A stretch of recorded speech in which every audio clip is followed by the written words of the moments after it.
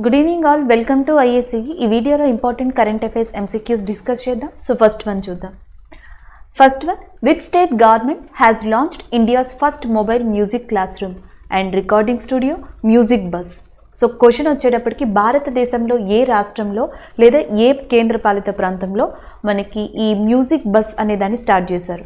So first మనం music bus గురించి తెలుసుకుందాం. సో ఒక ప్రాంతంలోని ప్రజల్ని, ఎస్పెషల్లీ యూత్ చిల్డ్రన్ని ఈ మ్యూజిక్ వైపు, ఇన్స్ట్రుమెంట్స్ గురించి తెలుసుకోవడానికి, పార్టిసిపేట్ చేయడానికి ఇలా ఒక మొబైల్ మ్యూజిక్ క్లాస్ రూమ్ని మ్యూజిక్ బస్ కింద రూపొందించారు. సో దానిని ఇటీవల ఢిల్లీలో ప్రారంభించారు. సో కాబట్టి ఆప్షన్ ఈ C is a correct answer, Delhi. So ఢిల్లీలో దాన్ని ప్రారంభించడం జరిగింది. సింపుల్గా మీరు మొబైల్ బస్ లేదా మ్యూజిక్ బస్ అనగానే వెంటనే ఢిల్లీ అని చెప్పి గుర్తుపెట్టుకోండి. Delhi chief minister Arvind Kejriwal and Delhi యొక్క గవర్నర్గా అనిల్ బైజాల్ ఉన్నారు. సో గత కొద్ది కాలంగా ఢిల్లీ వార్తల్లో ఉండడానికి కారణం ఒకటి, జహా ఓట్ వహా వ్యాక్సినేషన్ అనే క్యాంపెయిన్ని కోవిడ్ కోసం ఢిల్లీ స్టార్ట్ చేసింది, దానివల్ల న్యూస్లో ఉంది. దేశ్కి మెంటర్ అనే ప్రోగ్రాంలో మనకి అంబాసిడర్గా సోను సూద్ గారిని డిక్లేర్ చేసింది ఢిల్లీ గవర్నమెంట్. దానివల్ల సో కొన్ని వార్తలు, కొన్ని ఇష్యూస్ అనేవి కూడా జరిగాయి, అందుకని ఢిల్లీ న్యూస్లో ఉంది. National capital territory Delhi act అని చెప్పేసి దాన్ని సవరించింది. ఇంకొకటి, దేశభక్తి బడ్జెట్ అనే దాన్ని కూడా స్టార్ట్ చేసింది. దేశభక్తి budget, national capital territory amendment act, దేశ్కి మెంటర్, జహా ఓట్ వహా వ్యాక్సినేషన్, వీటితో పాటు మ్యూజిక్ బస్. ఈ అన్ని కరెంట్ అఫైర్లు ఉండడానికి ఏ ప్రాంతం కారణం అంటే ఢిల్లీ. ఢిల్లీ చీఫ్ మినిస్టర్ అరవింద్ కేజ్రీవాల్, ఢిల్లీ గవర్నర్గా అనిల్ బైజాల్ ఉన్నారు. సో ఈసారి ఢిల్లీకి సంబంధించి 2 ఇంపార్టెంట్ అపాయింట్మెంట్స్ అనేవి జరిగాయి. ఒకటి, ఢిల్లీ క్రికెట్ బోర్డ్కి సంబంధించి ఫార్మర్ జడ్జ్ ఆఫ్ సుప్రీంకోర్టు అయిన ఇందు మల్హోత్రా గారిని అపాయింట్ చేశారు. ఢిల్లీ స్పోర్ట్స్ యూనివర్సిటీకి సంబంధించి వైస్ ఛాన్సలర్గా కర్ణం మల్లేశ్వరి గారిని అపాయింట్ చేశారు. నెక్స్ట్ వన్ చూద్దాం. Who is going to chair the national steering committee formed by the Ministry of Education for the development of national curriculum frameworks. So రీసెంట్గా ministry of education, విద్యా మంత్రిత్వ శాఖ భారతదేశంలోని విద్యా వ్యవస్థ డెవలప్మెంట్ కోసం, కరికులం విధానాల కోసం ఒక కమిటీని నియమించింది. ఆ కమిటీకి చైర్పర్సన్గా ఎవరున్నారని అడుగుతున్నారు. ఆప్షన్స్ వచ్చేటప్పటికి ఎన్కే సౌదీ అండ్ సునీల్ సేతి, అశోక్ కుమార్ టండన్, కస్తూరి రంగన్. సో ఆన్సర్ డైరెక్ట్గా చూద్దాం. ఇస్రోకి 1993-2004 మధ్యలో చైర్మన్గా వర్క్ చేశారు. ఇస్రో ఫార్మర్ చైర్మన్ ఆయన పేరు కె కస్తూరి రంగన్. ఆయన అధ్యక్షతన విద్యాశాఖ ఒక టీంని ఏర్పాటు చేసింది.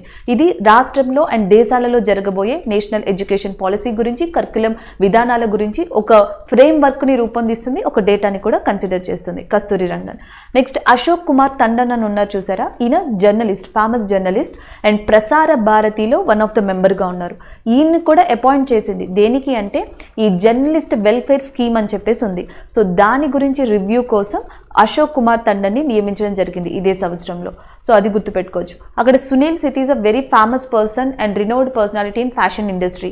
సో చాలా ఎక్కువ ఏజ్లో, ఓల్డ్ ఏజ్, యాక్చువల్గా రిటైర్మెంట్ ఏజ్లో ఆయన ఫ్యాషన్ ఇండస్ట్రీకి వచ్చి ఆయన కెరియర్ని మొత్తాన్ని కంప్లీట్గా చేంజ్ చేసుకున్నారు. అలాంటి సునీల్ సేతి గారిని ఈ టెక్స్టైల్స్ మినిస్ట్రీ ఏం చేసిందంటే ఒక టీమ్ని ఏర్పాటు చేసి ఈయనని దానికి ఒక చైర్పర్సన్గా అపాయింట్ చేయాలి అని నిర్ణయించుకుంది. టెక్స్టైల్ కమిటీకి సంబంధించి సునీల్ సేతి గారిని, జర్నలిజం వెల్ఫేర్కి సంబంధించి అశోక్ కుమార్ టండన్ గారిని, అలాగే నెక్స్ట్ విద్యాశాఖకి సంబంధించిన ఒక కరికులం ఫ్రేమ్వర్క్ టీంకి కస్తూరి రంగన్ గారిని ఈ సంవత్సరం వివిధ మంత్రిత్వ శాఖలు, కేంద్ర ప్రభుత్వానికి సంబంధించి అపాయింట్మెంట్ చేయడం అనేది జరిగింది. ప్రస్తుతం ఇస్రో యొక్క చైర్మన్గా మనకి కె శివన్ ఉన్నారు, అది కూడా ఇంపార్టెంటే. ఇంకొకటి ఏంటంటే నేషనల్ ఎడ్యుకేషన్ పాలసీ, విద్యా విధానం గురించి చెప్పుకుంటున్నాం కాబట్టి నేషనల్ ఎడ్యుకేషన్ పాలసీ స్టార్ట్ అయ్యి ఎన్ని ఇయర్స్ అవుతుందంటే 1 ఇయర్ అండి. గత సంవత్సరం 2020లో నేషనల్ ఎడ్యుకేషన్ పాలసీ స్టార్ట్ అయింది. సో రాజీవ్ గాంధీ గారి టైంలో నేషనల్ ఎడ్యుకేషన్ పాలసీ అనేది స్టార్ట్ అయింది. 1986 ఆ టైంలో మనకి జాతీయ విద్యా విధానం వచ్చింది. దాదాపు అప్పటి నుంచి కొన్ని మార్పులు చేసుకుంటూ వచ్చారు. డ్రాస్టిక్ చేంజ్ అయితే ఇప్పుడు చేశారు. ఏంటి మేడం ఈ డ్రాస్టిక్ చేంజ్ అంటే, ద ఫస్ట్ థింగ్ నేను చెప్తాను, ఇప్పటి వరకు తెలుగు రాష్ట్రాల్లో కానీ ఇండియాలో కానీ so number of B Tech persons ఉన్నారు. అందరూ బీటెక్ మొత్తం కూడా ఇంగ్లీష్ మీడియం అకాడమిక్ సిలబస్ని ఇంగ్లీష్లో చదివాం. కానీ ఫస్ట్ టైం ఈ నేషనల్ ఎడ్యుకేషన్ పాలసీలో బీటెక్ కూడా ఈసారి నుంచి రీజనల్ లాంగ్వేజ్లో చదివే పద్ధతిని తీసుకొస్తున్నారు. 1 టైం డిగ్రీ అనే దాన్ని తీసుకొస్తున్నారు. అలాగే విద్యా ప్రవేశిక అని చెప్పేసి ప్లే స్కూల్స్, ఇది వరకు ప్రైవేట్ స్కూల్స్లోనే ఉండేవి, ఇప్పుడు గవర్నమెంట్ కూడా ప్లే స్కూల్స్ని ప్రవేశపెడుతుంది. So academic bank of credit credit అని చెప్పేసి హయ్యర్ స్కూల్స్లో చదువుకోవడం కోసం దాన్ని తీసుకొచ్చారు. ఇది వరకు మనకి స్కూల్స్లో కానీ కాలేజెస్లో కానీ ఇండియన్ లాంగ్వేజెస్ అని చెప్పి ఏదో ఒక దాన్ని మనం సెలెక్ట్ చేసుకోవచ్చు. అలాంటి ఇండియన్ లాంగ్వేజెస్లో ఫస్ట్ టైం ఈ సంవత్సరం ఇండియన్ సైన్ లాంగ్వేజ్, అంటే మనం ఎవరికైతే వినపడదో వాళ్ళకి యూజ్ చేస్తాం కదా, ముఖీ లాంగ్వేజ్ అంటాం, ఇండియన్ సైన్ లాంగ్వేజ్ని కూడా దీంట్లో యాడ్ చేయడం జరిగింది. సో ఇలాంటి వాటితో కూడిందే జాతీయ విద్యా విధానం 2020. దీని గురించి అండ్ ఇక మీద జరగబోయే వాటి గురించి కూడా ఫ్రేమ్వర్క్ అనేది ఈ టీం కన్సిడర్ చేస్తుంది, కస్తూరి రంగన్. నెక్స్ట్ వన్ చూద్దాం. Next one, which ministry recently launched a national single window system for investors and business persons? So భారతదేశంలో బిజినెస్ పెట్టాలన్నా, ఇన్వెస్ట్ చేయాలన్నా, సో ఇండస్ట్రీస్ అనేవి ఎస్టాబ్లిష్ చేయాలన్నా, స్టార్టప్స్ చేయాలన్నా పర్మిషన్స్ కావాలి. ఆ పర్మిషన్ ఏంటంటే ల్యాండ్కి కావాలి, ఇండస్ట్రీ లైసెన్స్కి కావాలి, ఎక్విప్మెంట్ లైసెన్స్కి కావాలి, కొన్ని పర్మిట్స్ కావాలి. కానీ అన్నీ ఒక చోట దొరకు డిఫరెంట్ డిపార్ట్మెంట్స్ని అప్రోచ్ అవ్వాల్సి ఉంటుంది. ఈ అప్రోచ్లో టైం మేనేజ్మెంట్ అనేది వేస్ట్ అవుతుంది, రకరకాల కాన్సిక్వెన్సెస్ అనేవి వస్తున్నాయి, కొన్నిసార్లు పర్మిషన్ సరిగ్గా రావు, కొన్ని రూల్స్ తెలియవు. సో ఇవన్నిటికీ చెక్ పెట్టడానికి ఒకే చోట ఈ అన్ని కుదిరేలాగా నేషనల్ విండో సిస్టమ్ అనే దాన్ని స్టార్ట్ చేశారు, national single window system. So దానిని పీయూష్ గోయల్ ఇనాగ్రేట్ చేయడం జరిగింది. Ministry of commerce and industry కింద పీయూష్ గోయల్ గారు ఇటీవల నేషనల్ సింగిల్ విండో సిస్టమ్ అనే దాన్ని స్టార్ట్ చేశారు, ఇన్వెస్టర్స్కి బిజినెస్కి వన్ స్టాప్ సొల్యూషన్ లాగా. సో దీనివల్ల ఏంటంటే భారతదేశంలో స్టార్టప్స్ అనేవి ఇంక్రీజ్ అవుతాయి, ఎంఎస్ఎంఈ లాంటి సంస్థలు కూడా బాగుపడతాయి. ఎంఎస్ఎంఈ మినిస్టర్గా నారాయణ రాణి ఉన్నారు. ఎంఎస్ఎంఈ డే వచ్చేటప్పటికి June 27. నెక్స్ట్ వన్ చూద్దాం. Where did 33rd section of the International Coordinating Council of the UNESCO's MAB program held? UNESCO యొక్క మ్యాబ్ ప్రోగ్రామ్ అనేది ఉంది, దాని 33వ వార్షికోత్సవ సమావేశం, కోఆర్డినేట్ కౌన్సిల్ సమావేశం ఎక్కడ జరిగింది అని అడుగుతున్నారు. ఆన్సర్ వచ్చేటప్పటికి Nigeria is a correct answer. ఇంకా పర్ఫెక్ట్గా ఆన్సర్ కావాలంటే నైజీరియా యొక్క క్యాపిటల్ అయిన అబూజా ఉంది. ఈ ఏరియాలో మనకి 33వ కోఆర్డినేట్ కౌన్సిల్ సమావేశం యునెస్కో మ్యాబ్ ప్రాజెక్ట్ జరిగింది. సో యునెస్కో అంటే అర్థం మీకు ఆల్రెడీ తెలుసు, United Nation education scientific cultural organization అని చెప్తాం. దాని యొక్క హెడ్ క్వార్టర్స్ ప్యారిస్లో ఉంది. ఇక మ్యాప్ అంటారా, మ్యాన్ అండ్ బయోస్పియర్ అంటాం. దీనిని యునెస్కో 1971లో స్టార్ట్ చేసింది. ప్రపంచవ్యాప్తంగా ఉన్న బయోస్పియర్ని పరిరక్షించడానికి 1971లో మ్యాన్ అండ్ బయోస్పియర్ ప్రాజెక్ట్ని యునెస్కో స్టార్ట్ చేసింది. సో దాని 33వ సమావేశం నైజీరియాలోని దాని రాజధాని అయిన అబూజాలో జరిగింది. సో దీంట్లో భాగంగా ఫస్ట్ టైం 21 కంట్రీస్ నుంచి 20 బయోస్పియర్స్ని రికగ్నైజ్ చేసింది. 21 కంట్రీస్ నుంచి 20 బయోస్పియర్స్ని యాడ్ ఆన్ చేసింది.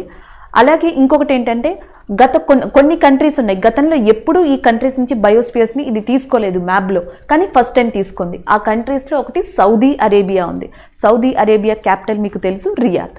సో ఇంకొకటి వచ్చేటప్పటికి లిబియా ఉంది. నేను ఇక్కడ రాస్తున్నాను మీకోసం. ఒకటి సౌదీ అరేబియా అనే కంట్రీ ఉంది, దీని యొక్క ఏమంటాం క్యాపిటల్ రియాద్.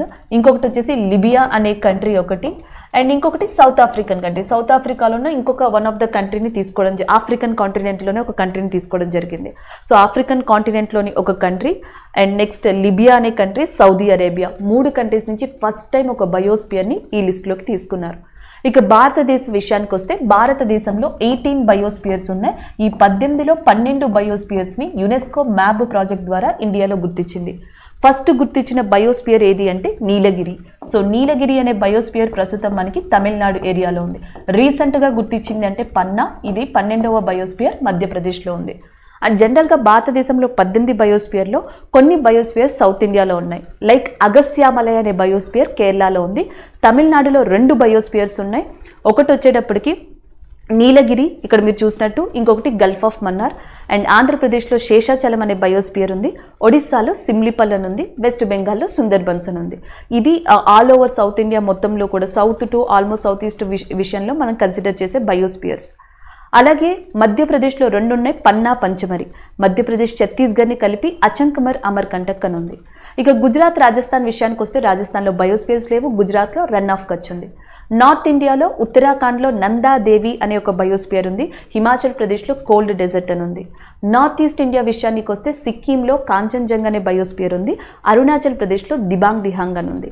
అస్సాంలో 2 బయోస్పియర్స్ ఉన్నాయి, ఒకటి మానస్, 2 దిహాంగ్ పటకాయ్. అండ్ నెక్స్ట్ మేఘాలయలో నోక్రెక్ బయోస్పియర్.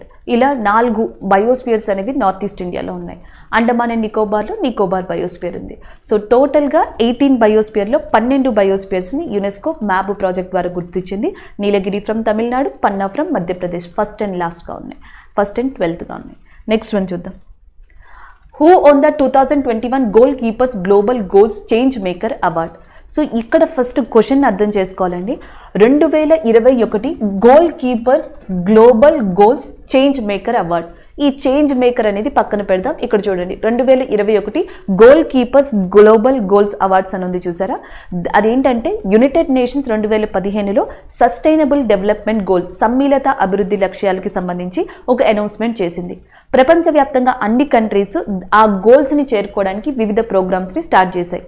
అలా కాకుండా ప్రపంచంలో ఎవరైతే ఇండివిజువల్గా ఈ సస్టైనబుల్ డెవలప్మెంట్ గోల్స్కి మనకి కాంట్రిబ్యూట్ చేస్తారో అలాంటి పర్సన్స్ని సెలెక్ట్ చేసి మనకి గత కొద్ది సంవత్సరాల నుంచి Bill Gate and Melinda foundation అనేది మనకి అవార్డు ఇవ్వడం జరుగుతుంది. దాని పేరు goal keepers global goals award. So దీంట్లో one of the category change maker award. నేను ఎందుకు వన్ ఆఫ్ ద కేటగిరీ అంటున్నానంటే 2021 goal keepers global goals award అనేది ఇద్దరికి ఇచ్చారు. ఇక్కడ కనిపిస్తున్న మీకు ఫైరోజ్ ఫైజా అనే పర్సన్కి ఇచ్చారు. ఆమె బంగ్లాదేశ్కి సంబంధించిన పర్సన్. అండ్ ఇంకొక పర్సన్ వచ్చేటప్పటికి మీకు ఫుమైల్ మెలోబా అనే పర్సన్కి ఇచ్చారు. ఈమె సౌత్ ఆఫ్రికాకి సంబంధించిన పర్సన్. తెలుగులో కూడా చూసుకోండి, ఈజీగా ఉంటుంది. ఒక పర్సన్ వచ్చేటప్పటికి ఫైరోజ్ ఫైజా అనే పర్సన్ అండ్ ఇంకొక పర్సన్ వచ్చేటప్పటికి మనకి ఫెమైల్ మెలోబా అనే పర్సన్కి ఇవ్వడం జరిగింది, ఇద్దరికి. కానీ గేమ్ చేంజర్ కేటగిరీలో మాత్రం అవార్డు వచ్చింది ఎవరికి, చేంజ్ మేకర్ అనే కేటగిరీలో మాత్రం అవార్డు వచ్చింది ఎవరికంటే బంగ్లాదేశ్కి సంబంధించిన ఫైరూజా ఫైజా అనే పర్సన్కి. కాబట్టి option B is the correct answer. ఈమె సౌత్ ఆఫ్రికాకి సంబంధించిన పర్సన్. కోవిడ్ టైంలో చాలాసార్లు న్యూస్లో ఉన్నారు. ఎందుకంటే సౌత్ ఆఫ్రికాలో కోవిడ్ టైంలో విమెన్స్ కోసం ఎస్పెషల్లీ కాంట్రిబ్యూట్ చేసిన వ్యక్తి. యునైటెడ్ నేషన్ అండర్ సెక్రటరీ జనరల్గా కూడా ఈమె వర్క్ చేస్తున్నారు.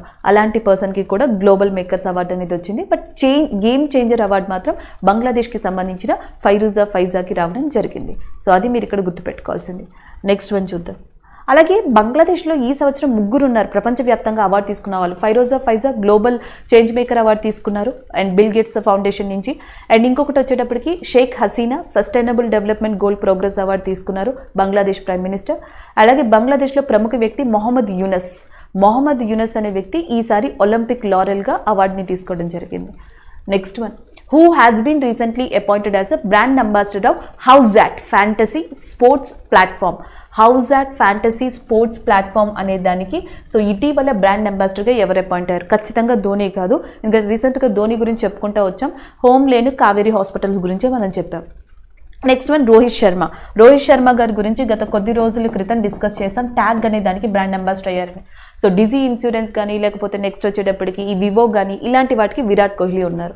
ఇక రీసెంట్గా సురేష్ రైనా హౌజాట్ అనే ఫ్యాంటసీ స్పోర్ట్స్ ప్లాట్ఫామ్కి బ్రాండ్ అంబాసిడర్గా అపాయింట్ అయ్యారు. ఆయనకి సంబంధించిన బుక్ వచ్చేటప్పటికి believe is a related book to the Suresh Raina గారు.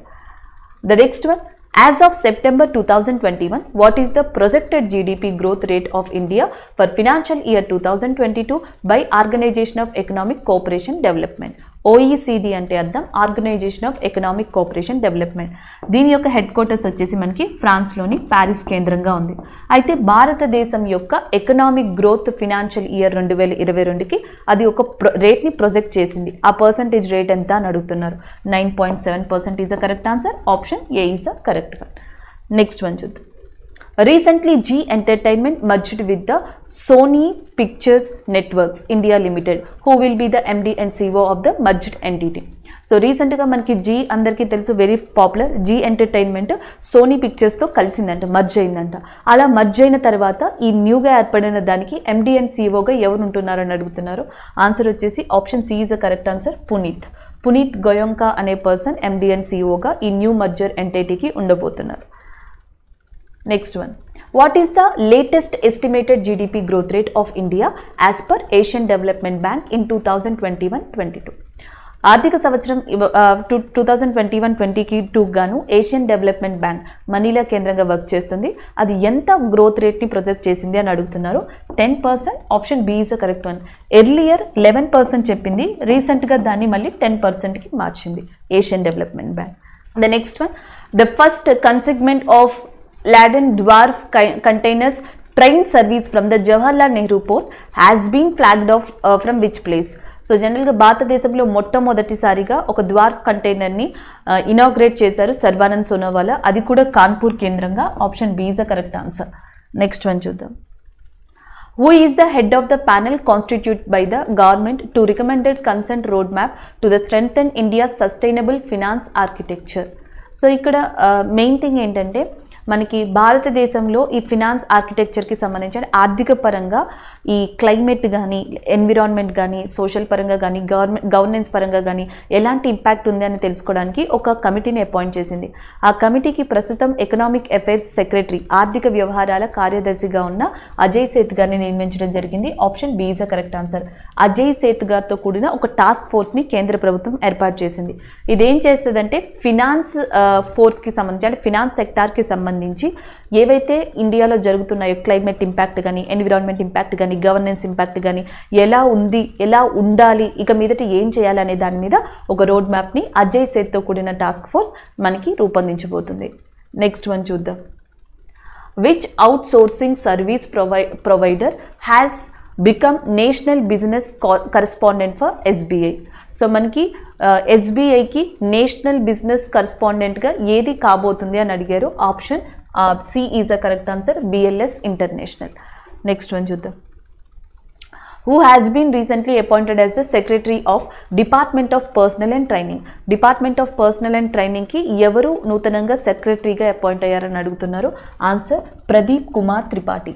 రీసెంట్గా ప్రదీప్ కుమార్ త్రిపాఠి గారు department of personal and training అనే దానికి కార్యదర్శిగా సెక్రటరీగా అపాయింట్ కావడం జరిగింది. సో నెక్స్ట్ వచ్చేటప్పటికి who has been recently appointed as the Director General of Railway Protection Force? So railway protection ఫోర్స్కి డైరెక్టర్ జనరల్గా నూతనంగా అపాయింట్ అయిన పర్సన్ ఎవరని అడుగుతున్నారు. సో ఆన్సర్ వచ్చేటప్పటికి Sanjay Chander is a correct answer. So Sanjay Chander is a correct one. So నేను ఎందుకు మిగతా ఆప్షన్స్ ఎక్స్ప్లెయిన్ చేయలేదంటే ఫస్ట్ ఇవి గుర్తుపెట్టుకోండి, ఎందుకంటే ఇక్కడ ఉన్నవి మోస్ట్లీ అపాయింట్మెంట్స్కి సంబంధించి సంజయ్ చందర్ కానీ ప్రదీప్ కుమార్ త్రిపాఠి కానీ. సో ఫస్ట్ ఇవి ప్రాక్టీస్ చేయాల్సి వస్తుంది మీరు. సో ప్రదీప్ కుమార్ త్రిపాఠి గారు డిపార్ట్మెంట్ ఆఫ్ పర్సనల్ అండ్ ట్రైనింగ్కి సంబంధించి, and director general of railway protection ఫోర్స్కి సంబంధించి సంజయ్ చందర్ గారు. సో ఇవి ఎక్కువగా రివైజ్ చేయండి. సెప్టెంబర్ ఆగస్టులో ఉన్న ఏవైతే అపాయింట్మెంట్స్ ఉన్నావో అవి నెక్స్ట్ ఎగ్జామ్కి చాలా చాలా ఇంపార్టెంట్. Thank you.